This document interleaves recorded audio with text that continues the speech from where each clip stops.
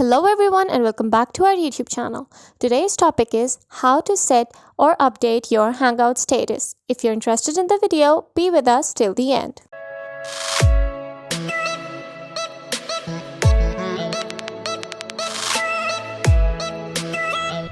Directly go to your pre-installed Hangout app from your device. After that, click on the three lines at the top left.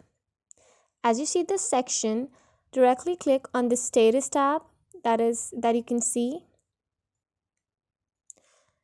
Now you'll see the status section. From this section, click on the area that says "Hi, I'm using Hangout." Now in this section, you can update your status by typing anything that you want others to see as your status. So I'll write urgent calls only, so that whoever sees my status gets to know that I'm only available for important or emergency calls. As I set it up, I'll click on this update tab,